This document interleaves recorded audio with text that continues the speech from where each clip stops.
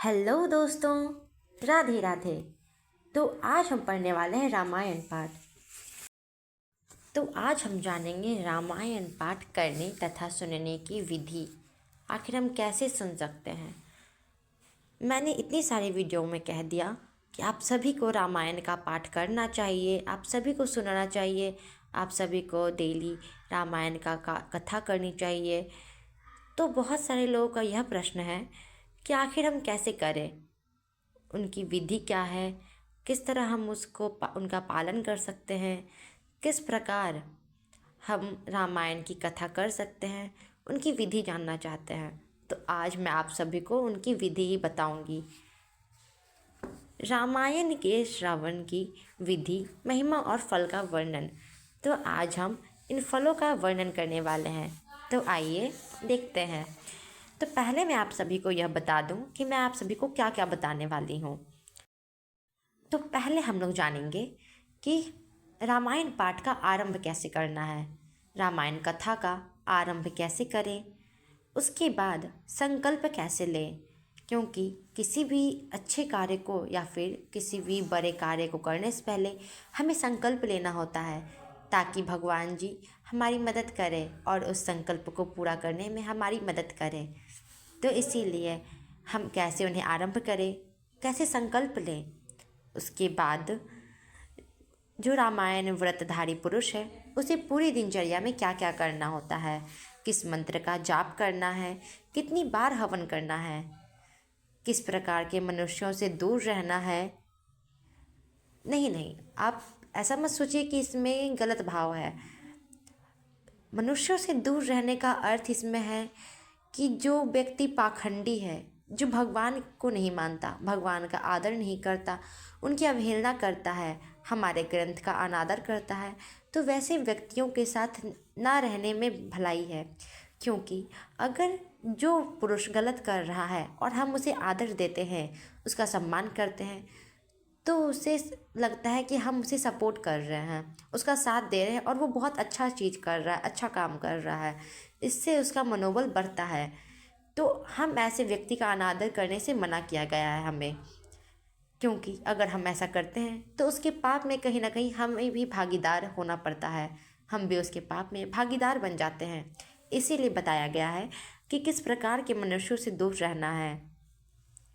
रामायण का आश्रय लेने से हमें क्या प्राप्त होता है, हमें आखिर क्या फल मिलता है, रामायण क्या है, आखिर क्या है यह रामायण पुस्तक।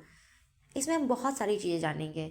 आखिर क्या है यह रामायण पुस्तक, क्या यह कोई वस्तु है, क्या यह सिर्फ ग्रंथ है, आखिर क्या है यह, क्या रामायण से बढ़कर भी कुछ है, और अगर नहीं तो फिर क्या। और रामायण कथा का जब अंत होगा तो हमें वाचक को दक्षिणा भी तो देनी पड़ेगी। अगर हम किसी को रामायण कथा करने के लिए बुलाएंगे तो उन्हें, उन वाचक को हमें दक्षिणा भी देनी होगी। तो उस दक्षिणा में हमें क्या देना चाहिए, उस वाचक को दक्षिणा देने से हमें क्या पुण्य फल मिलेगा और हम उसे क्या दे सकते हैं, ये सब मैं बताऊंगी। रामायण की कथा सुनने से जो सुनने वाले होते हैं, जो यजमान होते हैं, उन्हें क्या फल मिलता है। आखिर आप अगर रामायण कथा सुनोगे तो आपको कुछ तो फल मिलना चाहिए। तो आपको क्या फल मिलता है, हमें कितनी बार रामायण सुनाना चाहिए। और अगर हम एक बार से ज़्यादा पढ़ें, 2 बार, 4 बार, 8 बार, हम अगर जितनी बार रामायण पढ़ रहे हैं या फिर जितनी बार सुन रहे हैं, उसका फल हमें क्या मिलेगा। क्या हम एक बार पढ़ेंगे तो बस उसका फल भी वही मिलेगा जो हम 10 बार पढ़ने के बाद भी मिलता हो, या फिर हर बार का फल अलग अलग होता है, या फिर हर बार पढ़ने का महत्व अलग बढ़ जाता है, उनका महत्व बढ़ जाता है, उनका पुण्य बढ़ जाता है। तो आज हम इन सभी चीज़ों के बारे में देखेंगे। जो लोग भक्ति पूर्वक रामायण को सुनते हैं और पढ़ते हैं, उनका क्या फल होता है।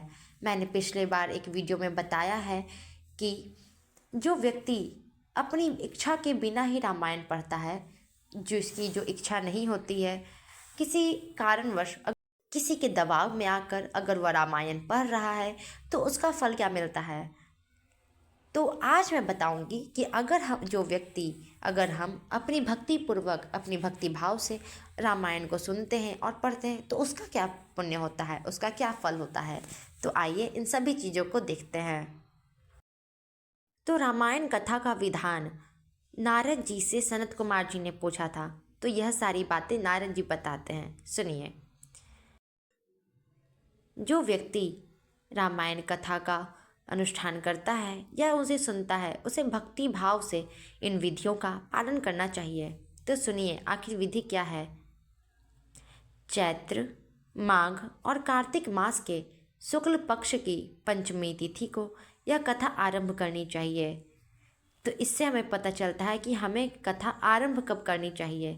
तो सुनिए, चैत्र या फिर माघ या कार्तिक मास के शुक्ल पक्ष की पंचमी तिथि को ही कथा आरंभ करनी चाहिए। हमें पहले स्वस्ति वाचन करके संकल्प करना है कि हम 9 दिनों तक रामायण की अमृतमयी कथा सुनेंगे।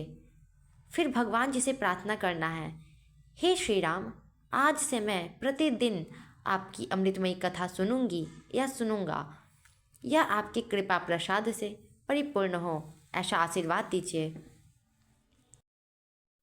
उसके बाद प्रतिदिन की तरह शुद्ध होकर अपमार्ग की शाखा से शौच करके, दंत शुद्धि ब्रश आदि करके, कुलाचार, दंत शुद्धि ब्रश और स्नान करने के बाद श्वेत वस्त्र धारण करें और शुद्ध होकर घर में शांति भाव से, मौन भाव से अपने दोनों पैर को धोने के बाद आचमन करके भगवान नारायण का ध्यान करें।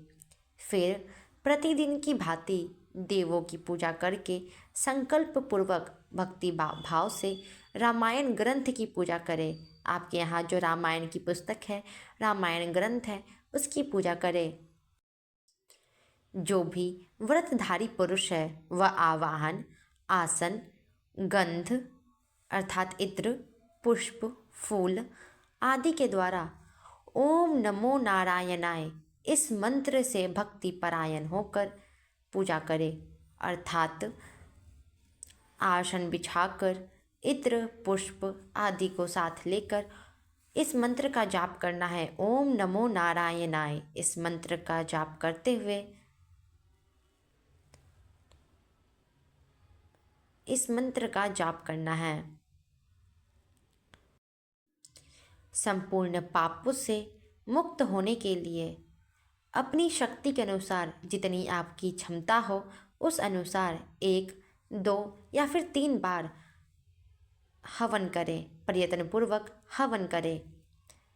इस प्रकार जो मन और इंद्रियों को अपने वश में रखता है, जो रामायण की विधि का अनुष्ठान करता है, वह व्यक्ति भगवान विष्णु के धाम में जाता है, जहाँ से लौटकर आना संभव नहीं है। भगवान विष्णु के धाम से लौटकर आना इस संसार में संभव नहीं है। जो भी व्यक्ति, जो भी रामायण व्रत को धारण करने वाला व्यक्ति है, वह धर्मात्मा है। वह ऐसे पुरुष, चंडाल, जो पतित मनुष्य है, जो व्यक्ति पूजा पाठ ना करता हो, पाखंडपूर्ण आचरण करता हो और जो भगवान को नहीं मानता हो, देवी देवताओं, भगवान का अनादर करता हो, रामायण ग्रंथ की अवहेलना करता हो, ऐसे व्यक्ति से दूर रहे। जो भी रामायण व्रतधारी व्यक्ति है वह ऐसे पुरुष का आदर ना करे और उनसे दूर रहे। इस प्रकार से सभी प्रकार के दोषों से दूर और शुद्ध होकर जितेंद्रिय एवं सभी के हित में तत्पर रहते हुए जो रामायण का आश्रय लेता है, जो भी व्यक्ति रामायण का आश्रय लेता है, वह परम सिद्धि को प्राप्त होता है। तो अब हम जानेंगे कि रामायण क्या है, क्या उससे बढ़कर भी कुछ है। तो आइए देखते हैं। गंगा के समान तीर्थ, माता के तुल्य गुरु, माता अर्थात माता के समान गुरु, भगवान विष्णु की तुलना में देवता और रामायण से बढ़कर कोई भी उत्तम वस्तु नहीं है। अर्थात रामायण सभी उत्तम वस्तुओं में से एक है। जिस प्रकार गंगा के समान तीर्थ होता है, माता के समान गुरु होता है, कहते हैं ना, हमारी पहली गुरु हमारी माँ है। तो माता के समान गुरु और भगवान विष्णु के समान देवता, उसी प्रकार रामायण से बढ़कर कोई भी उत्तम वस्तु नहीं है। वेद के समान शास्त्र, शांति के समान सुख और शांति से बढ़कर ज्योति ले तथा रामायण से बढ़कर कोई भी काव्य नहीं है। क्षमा की तुलना में बल, जो व्यक्ति बलशाली होता है तो बल का उतना महत्व नहीं होता। जो बल दिखाकर दूसरों को अपने चरणों में झुका ले, बड़ा तो वो होता है जो क्षमा करे। तो इसलिए कहते हैं, क्षमा के तुलना में बल, कीर्ति के समान धन और ज्ञान की तुलना में लाभ, और रामायण से बढ़कर कोई उत्तम ग्रंथ नहीं है। इन सभी चीज़ों की तुलना करके बताया जा रहा है कि रामायण से बढ़कर कोई ना ग्रंथ है और ना ही कोई वस्तु है। रामायण कथा के अंत में वेदज्ञ को जो वाचक है उनको दक्षिणा में क्या देनी चाहिए, तो आइए जानते हैं। तो रामायण कथा के अंत में जो रामायण के वाचक को अपने वैभव के अनुसार, अपनी क्षमता के अनुसार गौ, गाय, वस्त्र, स्वर्ण तथा रामायण की पुस्तक आदि वस्तुएं देनी चाहिए।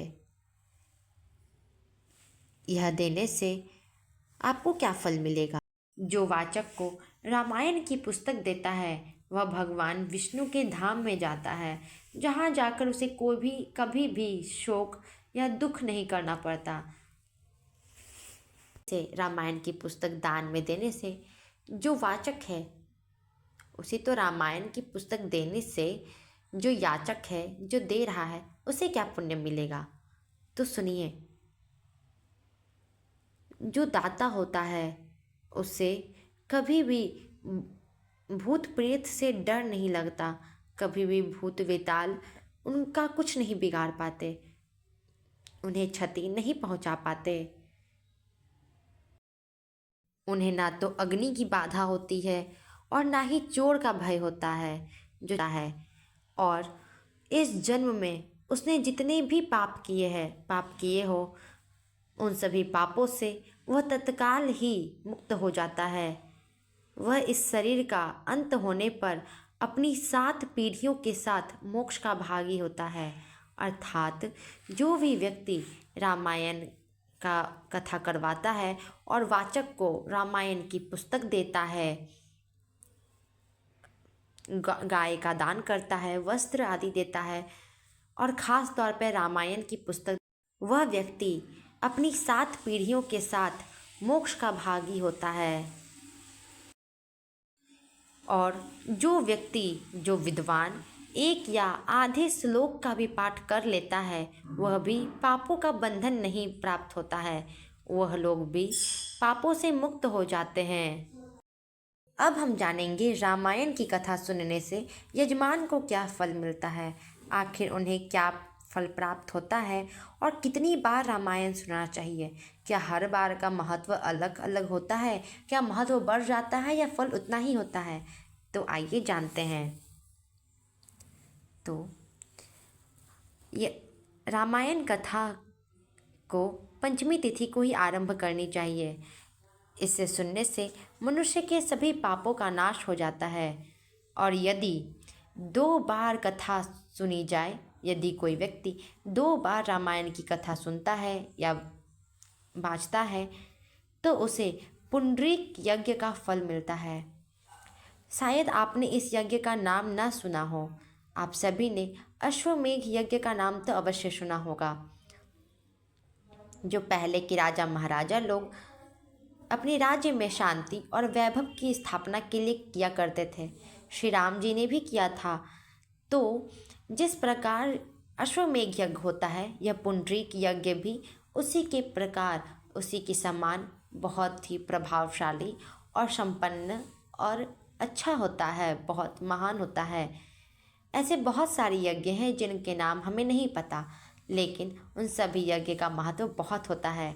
तो यदि कोई मनुष्य, यदि कोई व्यक्ति 2 बार रामायण कथा का श्रवण करता है तो उसे पुंडरीक यज्ञ का फल मिलता है। जो भी जितेंद्र पुरुष रामायण कथा को सुनता है उसे 2 अश्वमेघ यज्ञों का फल प्राप्त होता है। जिसने 4 बार इस कथा का श्रवण किया है, ध्यान से सुनिएगा, जिस व्यक्ति ने 4 बार इस कथा को सुना हो उसे 8 अग्निष्टोम के परम पुण्य फल का भागी होता है। जो भी व्यक्ति 4 बार कथा को सुनता है वह 8 अग्निष्टोम के पुण्य का फल प्राप्त करता है। जो भी महान पुरुष 5 बार रामायण कथा को सुनता है, उनका व्रत पूरा करता है, वह अग्निष्टोम यज्ञ के 2 गुने फल का भागी होता है। और जो भी व्यक्ति अपने मन को एकाग्रचित करके अपने मन को वश में रखकर 6 बार रामायण कथा का अनुष्ठान करता है और जो सुनता है वह अग्नि अष्टोम यज्ञ के 8 गुने फल का भागी होता है। ध्यान से आप लोग सुनिएगा, जो भी व्यक्ति 6 बार रामायण कथा का अनुष्ठान करता है या फिर सुनता है उन्हें अग्नि अष्टोम यज्ञ के 8 गुने फल का भागी होता है, फल प्राप्त होता है। स्त्री हो या पुरुष, जो भी व्यक्ति 8 बार रामायण कथा को सुन लेता है, मात्र सुन लेता है, वह नरमेघ यज्ञ का 5 गुना फल पाता है। नरमेघ यज्ञ का 5 गुना फल पाता है। अब आप कहेंगे ये नरमेघ यज्ञ क्या है? तो अभी मैंने जिस प्रकार बताया कि ऐसे बहुत सारे यज्ञ होते हैं जिनके हमें नाम नहीं पता है। तो जिस प्रकार अश्वमेघ यज्ञ है, जिस प्रकार अभी मैंने जो बताया था पुंडरीक यज्ञ है, उसी प्रकार ये नरमेघ यज्ञ होता है जिसका पुण्य भी बहुत बड़ा होता है और बहुत अच्छा होता है। तो जो व्यक्ति स्त्री हो या पुरुष फर्क नहीं पड़ता, जो भी व्यक्ति 8 बार रामायण की कथा को मात्र सुन लेता है वह नरमेघ यज्ञ का 5 गुना फल पाता है। जो भी स्त्री या पुरुष 9 बार इस व्रत का आचरण करता है, इसको सुनता है, इसको करता है, उसे 3 गौमेध यज्ञ का पुण्य फल प्राप्त होता है। 3 गौमेध यज्ञ, ध्यान दीजिएगा, बहुत ही बड़ा चीज़ बता रहे हैं। शायद बाद में आपको मिले ना यह वीडियो, इसलिए ध्यान से सुनिएगा। जो भी व्यक्ति 9 बार इस व्रत का आचरण करता है उसे 3 गौमेध यज्ञ का पुण्य फल प्राप्त होता है। जो पुरुष शांत मन को, अपने मन को शांत रखकर रामायण यज्ञ का अनुष्ठान करता है उसे परम आनंदमय धाम में जाने का मौका मिलता है। वह परम आनंदमय धाम में जाता है और वहाँ जाकर कभी दुखी नहीं होता। जो व्यक्ति, अब यह तो हो गया कि जो इतनी बार 8 बार करता है, 9 बार करता है, 6, 7, 8 इतनी बार जो रामायण पाठ किया उसका फल था ये। लेकिन अब जो व्यक्ति प्रतिदिन रामायण का पाठ कर रहा है, जो व्यक्ति रामायण का पाठ डेली कर रहा है, रोज सुन रहा है और गंगा नहा रहा है, तो उसका क्या फल है, आइए देखते हैं।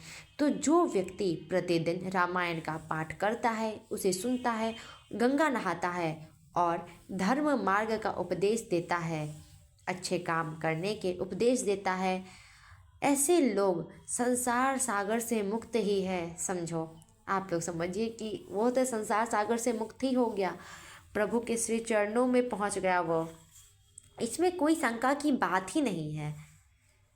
इसीलिए जो भी व्यक्ति रामायण कथा को अत्यंत भक्तिपूर्वक सुनता है वह तेज से उद्दीप्त हो उठता है, तेज से भर जाता है और ब्रह्मलोक में जाकर वही आनंद का अनुभव करता है। हमारे भगवान श्री राम, उनका जो भी स्मरण करता है, जो उन्हें याद करता है, जो उनका नाम लेता है, उस व्यक्ति को, स्मरण करने वाले व्यक्ति को, उस मनुष्य का समस्त पापों को शीघ्र ही नाश कर देते हैं, उनके समस्त पापों का नाश कर देते हैं। जो भी व्यक्ति रामायण कथा को सुनता है, उनका पाठ करता है, उनके सभी पाप तुरंत ही नष्ट हो जाते हैं, इस जन्म के, उस जन्म के, हर जन्म के पाप। जो भी व्यक्ति इस भयंकर कलिकाल में, इस भयंकर कलयुग में रामायण और श्री राम नाम का सहारा लेता है वह तो कृतकृत्य हो जाता है। वह इस संसार से समझो मुक्त ही हो जाता है। जो भी व्यक्ति रामायण की इस अमृतमयी कथा को सुनता है, जो पाठ करता है, ऐसे महात्मा को, ऐसे परमवीर को, ऐसे मनुष्य को मेरा बारंबार नमस्कार है। श्री राम का नाम यह केवल नाम ही नहीं, श्री राम का नाम ही मेरा जीवन है। ऐसे कलयुग में इस उपाय से जीवों की सद्गति हो जाती है, उन्हें परम धाम मिल जाता है, उन्हें मुक्ति मिल जाती है। जो भी व्यक्ति इस काव्य को सुनकर वाचक की पूजा करता है, जो रामायण कथा को सुनाने वाले व्यक्ति की पूजा करता है, उस पर लक्ष्मी सहित, लक्ष्मी के साथ साथ भगवान विष्णु भी प्रसन्न हो जाते हैं। और जो व्यक्ति अपने वाचक को प्रसन्न करता है, अपने वाचक को प्रसन्न रखता है, उन पर तो ब्रह्मा, विष्णु और स्वयं महादेव जी भी प्रसन्न रहते हैं। अब हमने सब कुछ तो देख लिया कि हमें किस प्रकार मंत्र का जाप करना है, किस प्रकार संकल्प लेना है, कैसे मनुष्यों से दूर रहना है, किस प्रकार रामायण की कथा करनी है, सुननी है, और उसका पुण्य क्या फल होता है, पुण्य फल क्या मिलता है, कितनी बार रामायण पढ़ने का कितना फल मिलता है।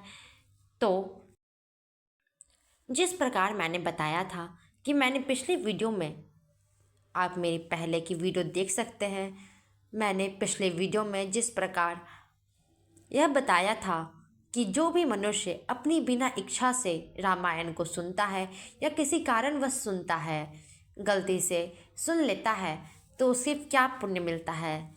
तो आज हम जानेंगे कि जो व्यक्ति भक्तिपूर्वक अपने मन से, श्रद्धा से भरकर श्रद्धा पूर्वक रामायण को सुनता है या वाचता है, तो उसे क्या पुण्य मिलता है। तो आइए जानते हैं। ऐसा व्यक्ति जो भक्ति भाव से स्वयं अपनी इच्छा से रामायण की कथा सुनता है, वे लोग 100 जन्मों में जितने भी पुण्य उपार्जित किए होते हैं, ऐसे व्यक्ति जिनके 100 जन्मों में भी जो उपार्जित पुण्य पाप होते हैं, उन सभी पापों से वह तत्काल ही मुक्त हो जाता है। वह अपने 100 जन्मों के पाप से मुक्त हो जाता है। अपनी हजारों पीढ़ियों के साथ वह परम पद को प्राप्त होता है।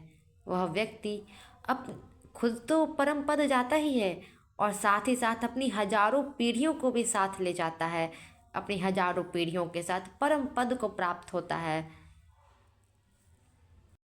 भक्ति पूर्वक, श्रद्धा पूर्वक रामायण की कथा सुनने वाले व्यक्ति को 100 जन्म के पापों से तो मुक्ति मिलती ही है और उनकी हजारों पीढ़ियां तो तरती ही है।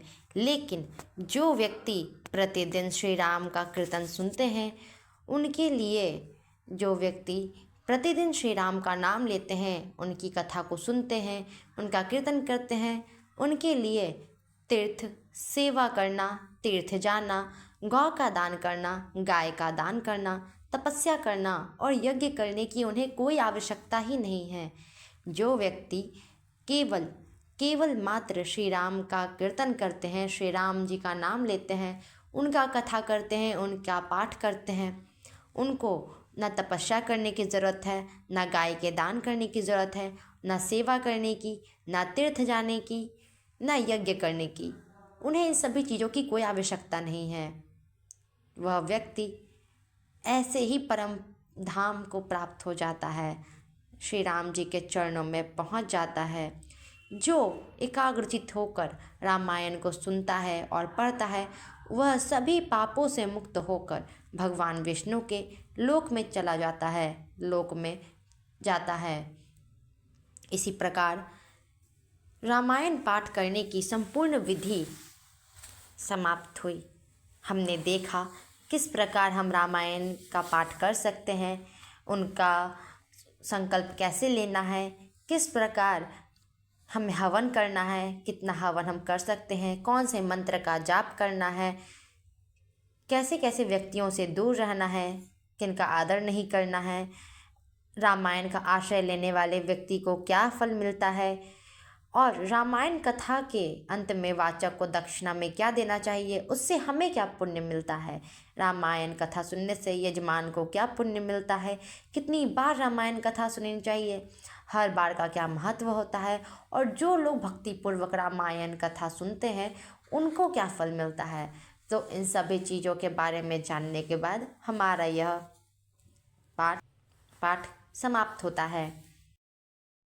इसीलिए आप लोग रोज़ कथा सुनिए, रामायण का पाठ कीजिए और सबको सुनने के लिए प्रेरित कीजिए और रामायण की ही चर्चा कीजिए। आजकल हमारी आंटियाँ भाभियाँ बहुत सारी चर्चाएं करती है, आजकल क्या तो हमेशा ही करती है। तो आप लोग जब इधर उधर की बातें करते हैं, आप लोग रामायण की कथा क्यों नहीं करते, रामायण की चर्चाएं कीजिए, रामायण के विषय में बातें कीजिए। इससे आपको पुण्य भी मिलेगा और आपकी जो बुद्धि का विकास होता है वो भी बढ़ेगा और सब कुछ मंगल ही मंगल होगा। तो आप सभी रामायण का पाठ कीजिए, रामायण की कथा सुनिए। अगर आप पढ़ने में सक्षम है तो आप पढ़िए, और अगर नहीं तो आप मेरी वीडियो देख लिया कीजिए। मैं अच्छे से आप सभी को रामायण कथा का एक एक वर्णन बताया करूँगी और आशा है आप सभी को यह पूरी विधि अच्छे से समझ आ गई होगी, आपको अच्छे से सब कुछ पता चल गया होगा। अगर आप लोगों को कोई समस्या लगती है, आप एक बार फिर से यह वीडियो देख सकते हैं और देख लीजिए, इसमें कोई दो राय नहीं है, कोई भी कुछ गलत नहीं होगा। आप अच्छे से समझ जाइए, मेरी बस यही कामना है। भगवान आपका मंगल करे। मेरी वीडियो सुनने से आप सभी का अगर कुछ भला होता है तो ये बहुत अच्छी बात है, इसके लिए मैं सदा आभारी हूँ। आप अपने अच्छा कीजिए। चलिए, तो इसी प्रकार कथा समाप्त होती है। राधे राधे, जय श्री राम।